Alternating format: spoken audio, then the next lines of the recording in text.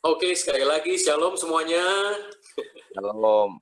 Terima kasih buat kesempatannya boleh melayani Bapak Ibu Saudara semua ya. Seperti yang sudah diiklankan, judulnya adalah pengampunan mengalirkan berkat ya. Kira-kira setengah jam atau 40 menit ke depan kita akan bicara soal hal ini.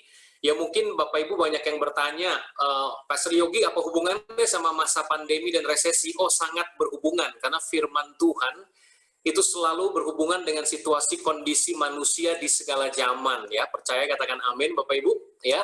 Nah, kita buka dengan ayat pembuka kita. Slide yang sudah saya siapkan mungkin bisa tolong bantu dari hostnya ya.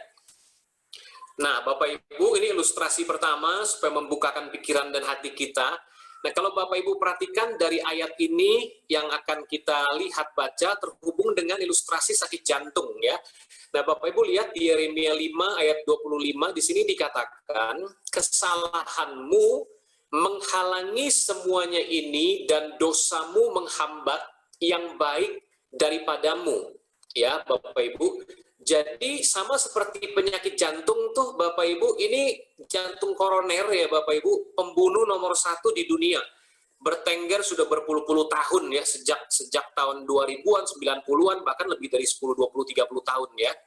Nah Bapak Ibu, penyakit ini disebabkan oleh apa? Kalau Bapak Ibu lihat di slide ini, ada timbunan plak ya di dalam arteri atau pembuluh darah jantung yang utama Bapak Ibu ya. Nah ini Bapak Ibu dibangun tidak dalam satu hari, ini dibangun bertahun-tahun ya, makan makanan yang berlemak ya, kurang bergerak, kurang berolahraga, merokok, kurang tidur ya, banyak kerja, kurang istirahat, tidak seimbang begitu ya, banyak tidur juga bahaya kalau nggak kerja ya, nggak ada makanan.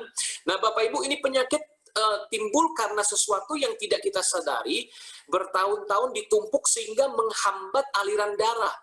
Nah, tahukah Bapak Ibu Saudara bahwa di dalam jantung ini bukan hanya membawa darah, tapi di dalam darah ini atau aliran arteri ada oksigen, ada beberapa jenis vitamin, zat-zat bergizi dan mineral yang mengalir. Kalau ini terhambat, terjadilah yang namanya serangan jantung koroner, dan orang itu kalau nggak keburu ditolong, tentu saja dia game over, alias meninggal dunia. Ya, mati gitu ya Bapak Ibu Saudara. Nah, demikian juga dalam kehidupan ya, dalam manusia roh kita ya. Tidak heran dalam Alkitab dikatakan kesalahan kita, dosa kita itu menghalangi, menghambat. Ini ibarat plak yang kita timbun nggak diberesin. Tentu saja semua kesalahan dan dosa yang diberesin, beres. Tapi ini bicara soal plak tadi, nggak sadar nih, kesalahan, dosa nggak diberesin. Lama-lama kita mungkin bosen. Aduh, Pastor Yogi sudah minta ampun bolak-balik, tapi melakukan terus. Nggak bosen, cueklah, lakukan aja terus lah. Gitu kan, semua orang juga mungkin melakukan, Pak, gitu kan. Nah, ini lama-lama seperti timbunan plak, Bapak Ibu, ya. Lama-lama satu titik sampai satu titik hati kita mencapai yang namanya point of no return. Sudah nggak bisa balik lagi. Hati ini jadi dingin sama Tuhan. Ya, hati jadi dingin sama hadirat Tuhan, hati jadi dingin sama firman Tuhan. Nah, itu bahaya sekali. Nah, itu sebabnya Tuhan baik, ya. Sama seperti timbunan plak, kalau dia udah mulai tumbuh, begitu orang itu menyadari, dia mulai rasa nafasnya sesek, oh nggak enak ya. Dia pergi ke dokter, dokter akan bilang gini, kurangi makan yang lemak, mulai olahraga, ya, berhenti merokok dan sebagainya. Demikian juga ini Tuhan baik.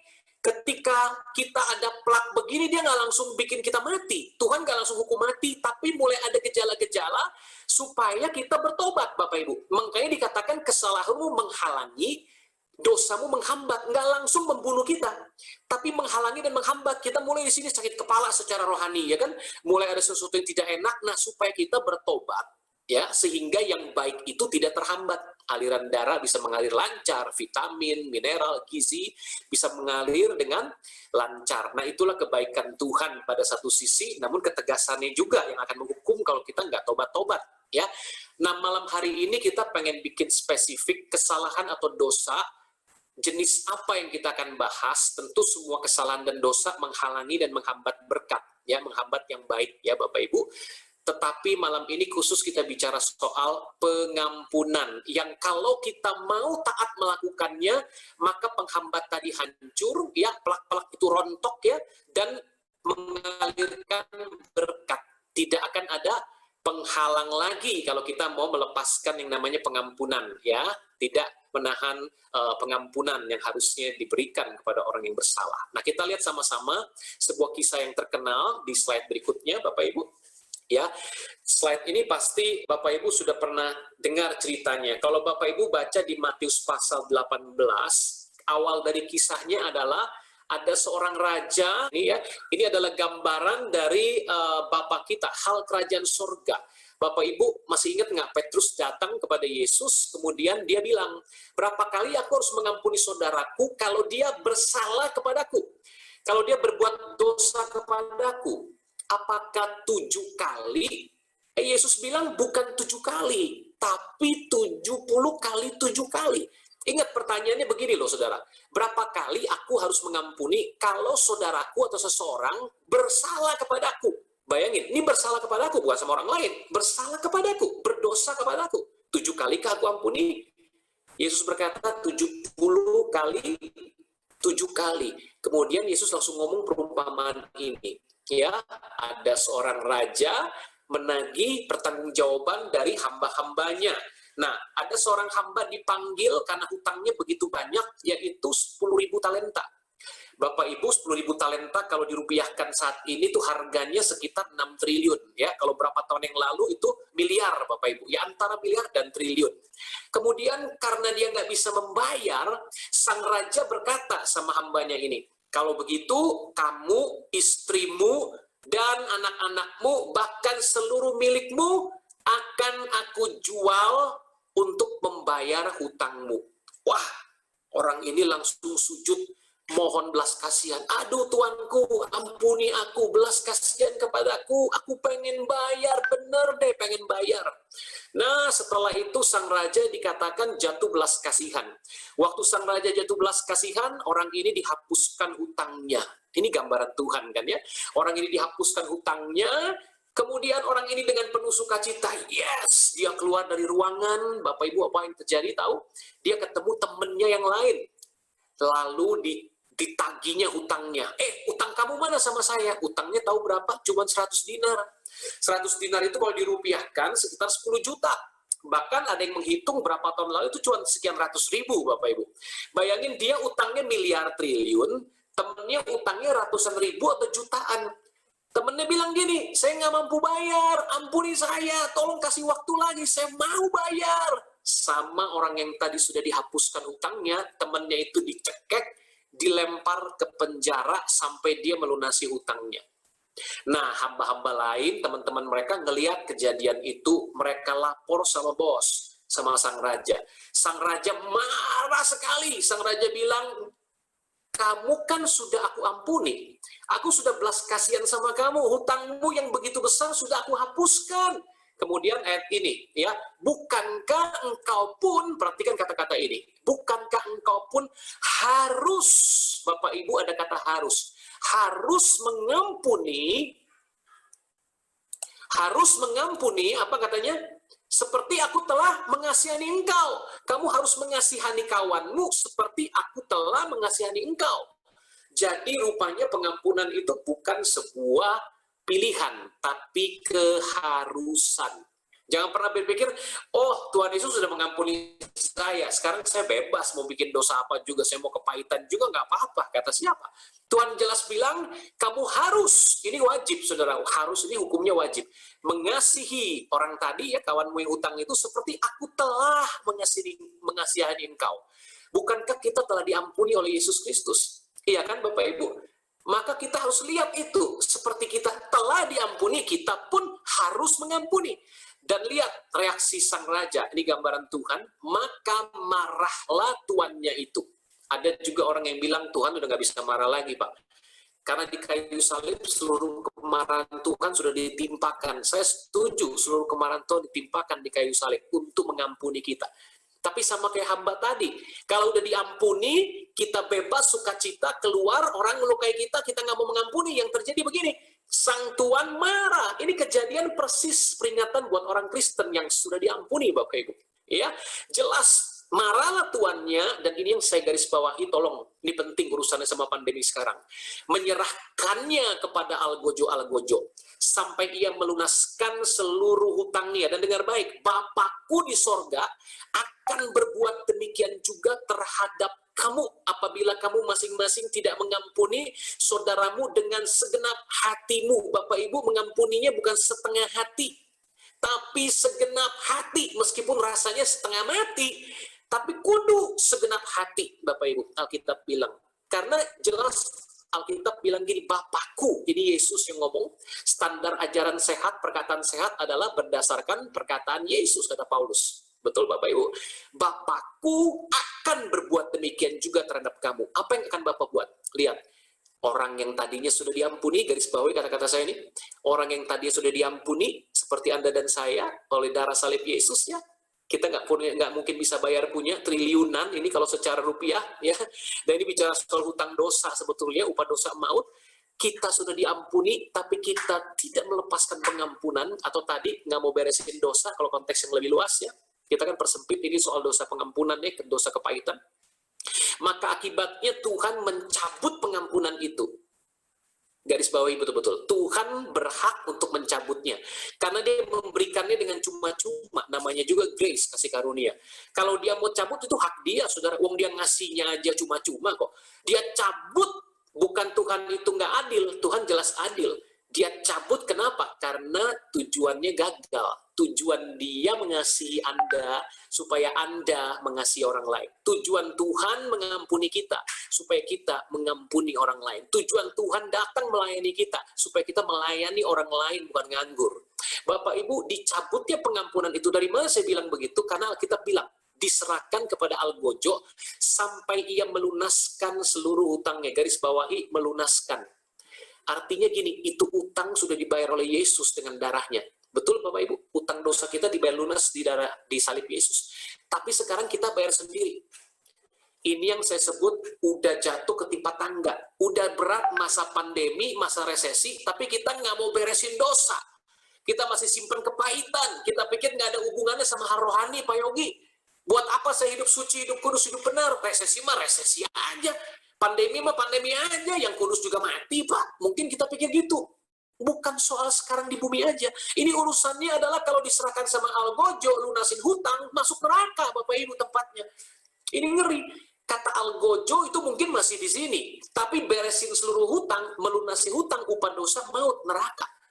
Kalau Algojo bicara soal begini, udah jatuh ketimpa tangga.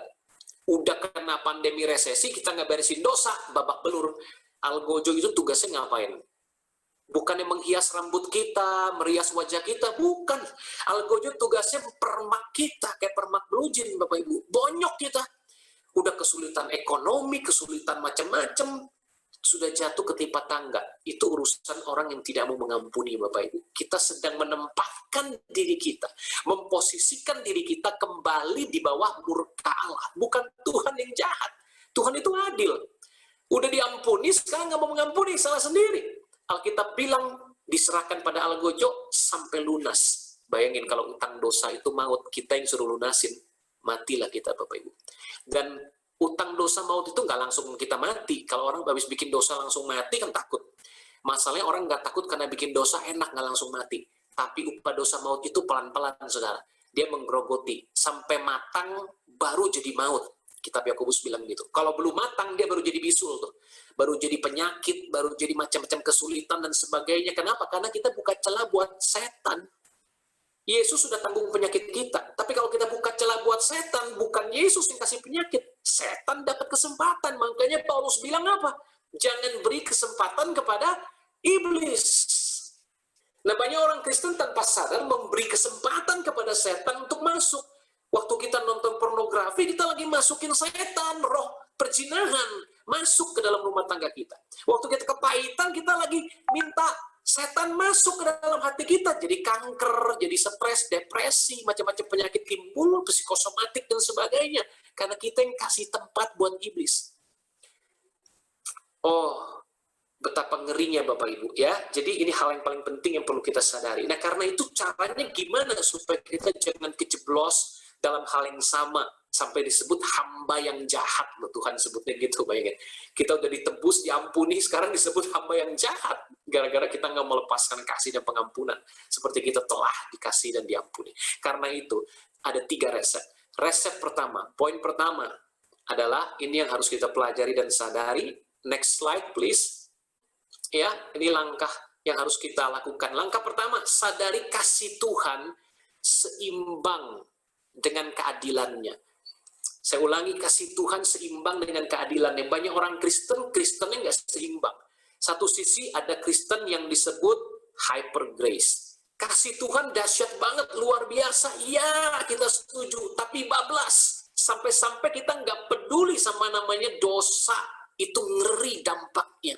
Tuhan itu benci banget sama yang namanya dosa.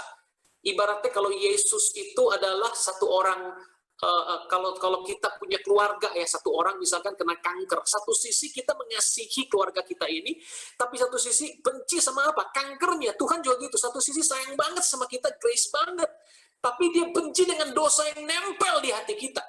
Itu pilihan yang sulit buat Tuhan. Sama kayak dokter, dia pengen bunuh kanker itu, kadang-kadang dia kebunuh sama orangnya. Kenapa? Karena kemoterapi merusak tubuh unsur lain yang sehat, kan? Itu sangat sulit pilihan buat Yesus. Makanya salib adalah hikmat Tuhan. Satu sisi itu kasih Tuhan, satu sisi itu keadilan Tuhan, Bapak Ibu. Nah, kalau kita nggak ngerti dua sisi seimbang, ini bahaya. Yang grace kebablasan, jadi nggak mikirin dosa itu ngeri, ya kan? Cuek aja, Tuhan udah ngampuni dosa saya sekarang, masa depan juga udah, masa lalu udah. Tapi ada lagi satu sisi yang hyper law. Hukum Tauratnya berlebihan, padahal kita sudah lagi tidak di bawah hukum Taurat, tapi dia masih terus di bawah hukum Taurat, sehingga salib itu di-negate, dihapuskan. Karya salib itu nggak ada artinya. Dia masih pakai kekuatannya sendiri untuk taat, dia pakai tenaganya sendiri untuk mencintai Tuhan. Pakai ayat lagi, kasih Tuhan dengan segenap hati, segenap jiwa. Nggak salah ayat itu, tapi persoalannya nggak ada seorang pun yang sanggup melakukan itu kalau bukan oleh kasih karunia Tuhan. That's why kita diberi hati baru, roh baru, dan Roh Kudus tinggal di dalam batin kita untuk memampukan kita melakukan kehendak Tuhan. Kalau ini nggak seimbang, bahaya. Lihat hamba yang jahat tadi, nggak seimbang kan? Nah, hamba jahat tadi pikir gini, Tuhan sayang banget sama gua, utang gua dilunasin nih. Dia lupa Tuhan itu adil, kasihnya seimbang dengan keadilannya. Dia keluar dari ruangan itu, temennya utang sama dia sedikit, dia cekek, dilempar ke penjara sampai lunas. Nah, ini orang nggak ngerti, Tuhan itu bukan cuma kasih, Tuhan itu adil. Ini bisa terjadi terbalik. Orang ngerti Tuhan itu kasih, tapi nggak ngerti keadilan, kekudusan, kebenaran. Ngerti Tuhan kudus benar, nggak ngerti Tuhan itu kasih. Ini dua-duanya kalau nggak seimbang, bahaya. Yang satu akan jadi orang munafik, kelihatannya benar di depan orang, melakukan firman, Taurat banget, kaku banget, padahal sebetulnya bolak-balik jatuh dalam dosa. Dia juga nggak sempurna. Satu sisi cuek aja bikin dosa, gua mah terserah gua, kasih karunia Tuhan besar kok. Dua-duanya ini nggak bakal masuk surga. Saya tekankan Bapak Ibu. Ya, biarkan kita ngerti seimbang. Ayat ini berkata, Roma 11 ayat 22 dan 23. Sebab itu perhatikanlah, Paulus ngomong kemurahan Allah, tapi nggak cukup. Dan juga kekerasannya. Ingat, kasih dan ketegasan, ya, yaitu kekerasan atas orang-orang yang telah jatuh, tapi atas kamu kemurahannya, jika kamu tetap dalam kemurahannya. Jika tidak, kamu pun akan dipotong, tegas. Siapa yang telah jatuh? Orang Israel. Kalau Anda baca konteksnya, orang Israel jatuh karena mereka tidak mau bertobat dan percaya Yesus. Mereka itu adalah dari ranting yang sesungguhnya dari pohon ara Israel ini. Pohon zaitun, Bapak Ibu, ya. Mereka ranting asli dipatahkan karena mereka nggak mau bertobat percaya Yesus. Sebagai gantinya kita dari pohon zaitun liar, bangsa lain, kita ini bangsa kafir. Orang Israel bilang kita kafir. Belum kenal Yesus sama sekali, nggak kenal Allah Yahweh, Allah Israel. Tapi kita dari zaitun liar, diambil sama Tuhan, dicangkokkan ke dalam pohon zaitun asli. Jadi satu tubuh Kristus. Menjadi keluarga Israel secara rohani. Kita tercacat karena iman, kata Paulus. Tetaplah tinggal dalam kemurahan dan iman itu. Kalau enggak, kamu pun akan dipatahkan. Perhatikan kekerasan dan kemurahannya. Ingat Yohanes Pembaptis bilang apa? Yesus juga mengulanginya. Hendaklah pohon itu menghasilkan buah. Kalau tidak, pohon itu akan ditebang. Hasilkanlah buah sesuai dengan pertobatan. Kalau kita bilang kita percaya Yesus, itu bukan cuma percaya. Kita bertobat dari dosa-dosa kita. Itu baru percaya yang benar. Kalau tidak ada buah, Alkitab berkata, satu kali ada orang berkebun, sudah terus dikasih pupuk, ditanam, dikasih air, kasih matahari, nggak tumbuh-tumbuh. Kemudian dia bilang, ini saya tebang aja Tuhan. Tukang kebun bilang gitu. Tuannya bilang gini, jangan, kasih kesempatan lagi 1 tahun aja. Pupuk lagi, terus rawat lagi, siapa tahu dia berbuah. Kalau dia nggak berbuah, potong. Nah, Bapak Ibu Saudara yang dikasih Tuhan, Tuhan tunggu buah kita. Kapan waktunya kita dipotong? Nggak tahu. Saya emang nggak mau nakut-nakutin, harus seimbang. Percuma bikin orang takut kalau nggak berubah, Bapak Ibu Saudara. Ada waktu di mana Tuhan bilang gini, udah, ini mah udah nggak bisa bertobat lagi. Kalau Anda lihat dalam perjanjian lama, kita bilang, Tuhan kok kejam sih? Bantai bangsa A, bangsa B, bangsa-bangsa Kanaan, ya kan? Perutnya dibelah lagi hamil, ya kan? Bayi-bayi dihancurkan, kepalanya dipukul sampai kena batu, kepala pada pecah. Dibantai dengan begitu ngeri, apakah Tuhan kejam? Tidak. Tuhan Maha tahu kapan dosa atau kedurjanaan satu bangsa itu sampai di titik puncak, di mana Tuhan dengan kematahuannya lihat, ini orang nggak bakal bisa tobat lagi. Bam. Selesai. Makanya kalau masih bisa dikatakan hari ini, ayo kita bertobat. Kenali Tuhan dengan seimbang. Dia kasih, dia juga adil, Bapak Ibu. Amin. Yang kedua yang harus kita sadari, Bapak Ibu, yang kedua yang harus kita sadari supaya jangan kita jadi hamba jahat, digebukin algojo, udah resesi pandemi begini, ya kan, bayar utang sendiri, dicabut keselamatan kita, ngeri sekali. Ya, kita harus menyadari yang kedua, kita ini sudah diampuni banyak. Bapak Ibu, sadari kita ini orang berdosa besar. Jangan kayak orang Farisi. Orang Farisi gitu, puluhan ada jitan selasi. Aku suka baca kitab suci. Oh, dan ini dan itu. Lihat, aku nggak seperti pemungut cukai itu. Itu orang berdosa. Pemungut cukai dari jauh, dari belakang bait suci, duduk di kursi gereja paling belakang, dia cuma gebukin dada. Tuhan, ampuni aku orang berdosa. Tuhan Yesus bilang, siapa yang diampuni? Pemungut cukai. Dia merasa dosa besar, baru bisa ngerasain kasih Tuhan itu pengampunannya besar. Yang bahaya orang yang merasa nggak berdosa atau dosa gue mah sedikit kecil, gue mah orang bager. Orang mau orang baik-baik, nggak nipu, nggak ngerokok. Kata siapa? Orang baik tanpa Yesus masuk neraka, Bapak Ibu. Hitungan Tuhan itu bukan baik atau jahat, benar atau salah. Bapak Ibu, makanya kisah ini penting di Lukas 7. Satu kali Simon orang Farisi undang Yesus makan ke rumahnya. Kemudian ada seorang yang terkenal pendosa besar, perempuan, pelacur ya. Dengar itu, ikut datang nimbrung.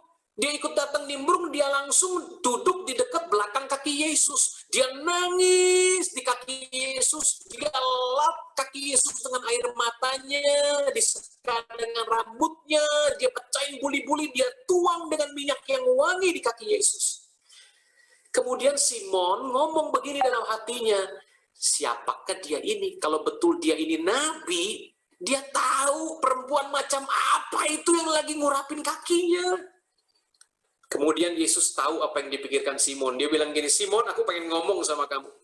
Silakan guru. Ada 2 orang berhutang pada seorang pelepas uang. Yang satu 500 dinar, yang satu 50. Dua-duanya nggak sanggup bayar, Simon. Sang pelepas uang menghapuskan hutang mereka berdua. Siapa di antara mereka yang lebih mengasihi sang tuan? Oh, tentu yang hutangnya lebih besar, guru. Betul katamu. Lihat perempuan ini. Aku masuk ke rumah kamu, kamu nggak sediain air buat basuh kakiku. Tapi dia tidak henti-hentinya menangis, dia basuh kakiku dengan air matanya. Aku masuk ke rumahmu dari tadi, engkau tidak memeluk, mencium aku. Tapi dari tadi perempuan ini tidak henti-hentinya mencium kakiku. Aku masuk ke rumahmu, engkau tidak mengurapi kepalaku dengan minyak. Tapi kau lihat, dia urapi kakiku dengan minyak wangi. Karena itu aku berkata kepadamu, perhatikan Bapak Ibu, sungguh di ayat ini saya tuliskan dalam bahasa Indonesia masa kini. Kasihnya yang besar itu menunjukkan bahwa dosanya yang banyak sudah diampuni. Kalau orang diampuni sedikit, ia akan mengasihi sedikit juga. Bapak Ibu, perempuan ini merasa dosa dia besar, Simon merasa dosa dia kecil karena dia orang Farisi ahli Taurat. Jadi perempuan ini kalau dia merasa dirinya orang berdosa besar, dia merasa pengampunan Tuhan itu banyak atasnya. Karena itu dia pun menunjukkan kasih yang banyak. Tapi Simon karena merasa dia dosanya sedikit, dia merasa nggak terlalu butuh pengampunan Yesus. That's why dia hanya mengasihi Yesus sedikit. sekedar ngundang makan. Perempuan ini sampai dia basuh kaki Yesus dengan air mata, minyak wangi, dengan rambutnya, itu tanda kasihnya yang besar, karena dia merasakan pengampunan Tuhan besar atas dosanya yang besar. Mungkin kita bilang, Pak Yogi, saya nggak mencuri, nggak membunuh. Anda menginginkan milik orang lain, sama saja dengan mencuri. Jangan mengingini milik sesamamu, kata Alkitab. Anda membenci orang, sama saja dengan membunuh. Alkitab bilang, engkau membenci saudaramu, engkau pembunuh manusia. Oh, saya nggak berzina, saya nggak melacur, Pastor Yogi. Oh, Anda memandang dan menginginkan dengan hawa nafsu, kan? Anda sudah berzina di dalam hatimu, Alkitab bilang. Kita pezina, kita pembunuh, kita pencuri, Bapak Ibu. Oh, kalau kita sadari dosa kita besar, kita akan nggak jadi seperti hamba jahat tadi. Kita sudah diampuni banyak oleh Tuhan yang kasihnya begitu besar atas kita. Amin, Bapak Ibu. Yang ketiga, terakhir, gimana kita menghindarkan diri dari kecelakaan yang begitu ngeri tadi ya, celaka yang begitu besar. Yang ketiga, lepaskan pengampunan. Kalau kita rasa kasih Tuhan begitu besar atas kita, ayo dong kita lepaskan kasih tersebut. Nah, satu kisah ini, mudah-mudahan waktunya cukup, ada 2 ilustrasi, saya kasih cuma satu aja dulu ya. Satu lagi kalau nggak keburu, Anda bisa lihat di YouTube channel saya ya, Kuasa Pengampunan, iklan sedikit ya, supaya memberkati banyak orang. Nah, ini penting sekali. Ini orang namanya Corrie ten Boom, Bapak Saudara ya. Corrie ten Boom ini seorang wanita Belanda ya, dia terkenal sebagai pengrajin jam di Belanda, wanita. Ya, keluarganya dari zaman kakeknya, papahnya, kemudian dia semuanya pengrajin pembuat jam di Belanda ya. Nah, kemudian mereka terlibat dalam konspirasi menyelamatkan banyak orang Israel. Tercatat dalam sejarah sedikitnya 800 orang Yahudi diselamatkan di zaman Perang Dunia Kedua lewat orang-orang Belanda ini, lewat keluarga Corrie. Tapi akhirnya ada pengkhianat dan dia ketahuan, dia ditangkap. 10 keluarganya masuk semua ke penjara yang berbeda-beda. Kemudian 4 diantaranya meninggal. Papanya meninggal umur 84 lagi ya kan. Kemudian ponakannya umur 24 lenyap, tak berbekas. Saudaranya laki-laki umur 60 juga meninggal ya kan. Dan 1 perempuan di kamp konsentrasi bareng dengan dia, disiksa, dianiaya, dan akhirnya pisah penjara dan meninggal, nggak tahan dengan beban berat. Mereka wah ngeri banget, disiksa, ditelanjangi, manusia udah kayak binatang, saudaraku. Ya, dan ketika dia keluar dari penjara, puji Tuhan hanya dia yang selamat. Tahun 1944 nama dia terdaftar sebagai orang yang bebas dari penjara kamp konsentrasi Ravensbrück di Jerman. Dia melayani banyak orang yang luka, yang cacat, luka batin, luka cacat tubuh dan sebagainya. Dia menemukan bahwa healing is linked to forgiveness. Kesembuhan itu terkait dengan pengampunan. Ketika orang-orang yang dirawat di rumah pemulihan yang beliau dirikan pada masa setelah Perang Dunia Kedua itu, orang-orang itu tetap baik, tetap nggak mau mengampuni, Bapak Ibu. Mereka nggak pernah bisa membangun kepingan-kepingan hidupnya yang runtuh. Tapi orang-orang yang mau tinggalkan masa lalu, lupakan yang lalu, bangun yang baru. Aku pengen melepaskan pengampunan. Sekalipun mereka sampai cacat secara tubuh dan sebagainya, mereka sanggup membangun yang baru. Hidup mereka mulai rise up, bangkit kembali. Nah, itu sebabnya dia bilang begini, forgiveness is setting the prisoner free only to find out that the prisoner was me. Pengampunan itu seperti kita membebaskan narapidana. Dan kita temukan ternyata narapidananya siapa? Ya saya. Waktu kita nggak mau melepaskan pengampunan, kita memenjarakan diri kita sendiri di dalam kepahitan, penjara, penderitaan. Dan banyak orang secara psikologis menikmati rasa mengasihani dirinya sendiri. Rasa aku victim, aku ini korban. Padahal Tuhan bilang di dalam aku engkau victor, more than a champion, lebih daripada pemenang. Amin, Bapak Ibu Saudara. Dia mengalami satu perkara yang mengerikan. Begitu dia keluar dari penjara, dia mulai khotbah pelayanan. Satu kali dia khotbah di Jerman, tempat dia pernah dipenjarakan. Di ruang bawah tanah, gereja kecil di bawah tanah. Orang begitu dingin, kaku, dia mengatakan, Tuhan mengampuni dosamu, melemparkannya jauh ke dalam tubir laut. Orang-orang cuma diem, dingin di Jerman kan. Akhirnya setelah selesai bubar. Ada satu orang laki-laki nyamperin dia ke arah mimbar. Makin laki-laki itu dekat, Corrie melihat, lah astaga, laki-laki ini adalah saya kenal. Dia salah satu sipir penjara yang menyiksa kami, menelanjangi kami, mencabuli kami, menganiaya kami, bahkan kakakku sampai mati. Dia ingat laki-laki pria tinggi besar, kepalanya botak kekar gitu kan saudara, pakai jaket yang sama. Aduh, tiba-tiba pria ini bilang gini, oh nyonya, khotbah yang bagus. Tuhan membuang dosa kita ke tubir laut ya. Terima kasih buat pesan Tuhan hari ini nyonya, luar biasa. Tapi saya ingin dengar dari mulut nyonya sendiri. Maukah nyonya mengampuni saya? Saudaraku, orang ini sudah jadi Kristen sejak dia keluar dari pekerjaan sebagai sipir penjara di Ravensbrück. Dia bilang, maukah nyonya mengampuni saya? Saya pengen dengar dari mulut nyonya sendiri. Cory begitu tergetar bagai disambar petir. Bapak Ibu pendeta juga manusia. Sakitnya tuh di sini terasa banget. Dia bilang enak aja. Gue disiksa. Ciciku mati di penjara di tangan kalian. Ini salah satu penganiayanya. Dia masih ingat itu Gasper, itu tali kulit, ikat pinggang yang menyiksa keluarganya. Enak aja kamu ngomong, bisa balikin keluargaku lagi hidup. Berat, dia bilang, Tuhan, aku yang tiap hari minta ampun. Ingat kita kan doa Bapak kami minta ampun tiap hari kan.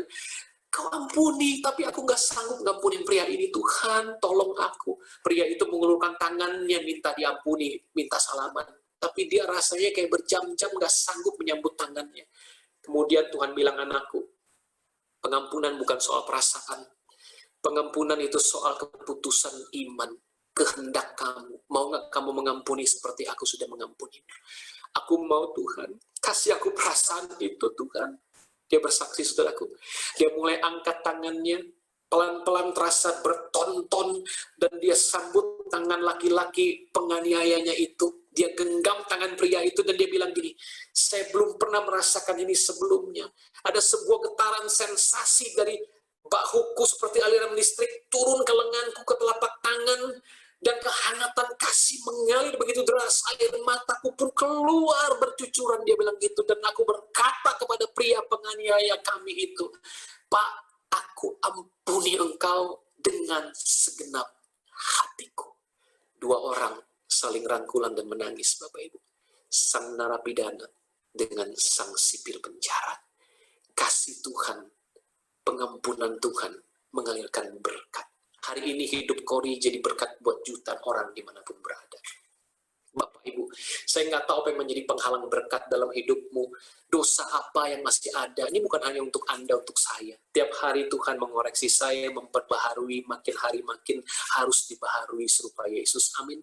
Jangan sampai kita terkontaminasi dengan dosa sekeliling kita. Malam ini kita bicara soal kepahitan, luka batin, amarah, kecewa, benci yang belum diberesin.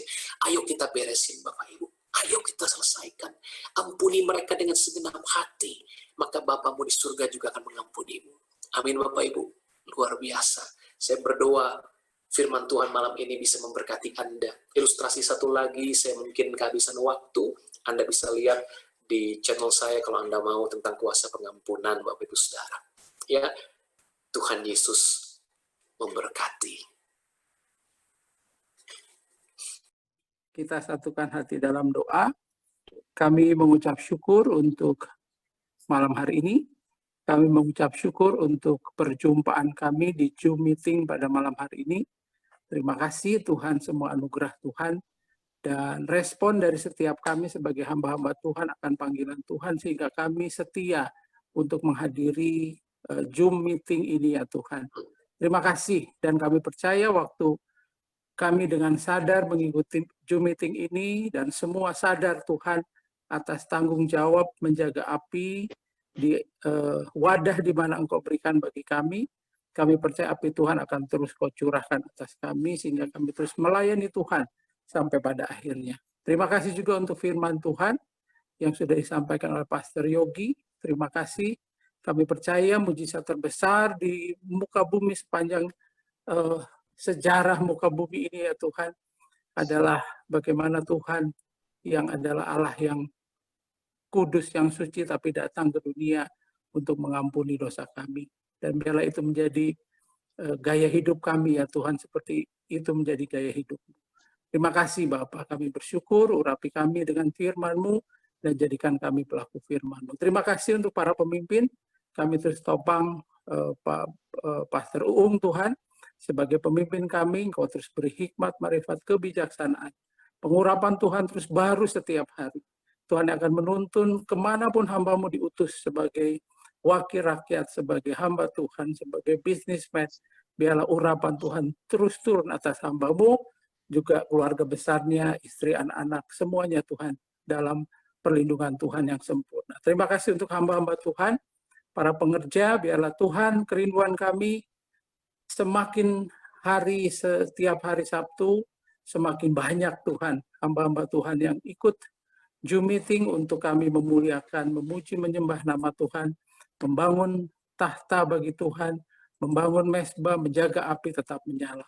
Terima kasih, kami serahkan seluruh para pengerja ke dalam tangan Tuhan, terus ada di dalam kesatuan hati. Kami bawa juga jemaat Tuhan dimanapun mereka berada, dalam segala keadaan mereka, kami terus menopang dalam doa kami, yang sakit Kau sembuhkan, yang berbeban berat Tuhan, Kau angkat setiap beban mereka, terlebih itu dari segala perkara yang terjadi, biarlah Engkau bawa kami menjadi umat yang dewasa di hadapan Tuhan, sehingga kami boleh terus berjalan bersama Tuhan, mengalahkan setiap musuh-musuh kami Tuhan, bahkan kami keluar sebagai pemenang. Biarlah itu terjadi atas umat Tuhan. Terima kasih Bapak, kami bersyukur, persiapkan kami minggu depan untuk kembali Zoom meeting Tuhan, dan kami siapkan waktu dan hati kami untuk Tuhan. Sebentar kami berpisah ya Bapak, biarlah kami mau siapkan hati kami untuk terima berkat Tuhan. Terima kasih. Mengangkat kedua tangan kita, buka hati kita saat ini, dan terima berkat yang berlimpah-limpah, yang terbaik dan terindah Bapa kita di surga. Cinta kasih pribadi Yesus Kristus Tuhan, kuat kuasa, pengurapan Roh Kudus menyertai kita mulai saat ini sampai kekal selamanya. Dan iman kita sama-sama katakan, amin. Amin. Haleluya.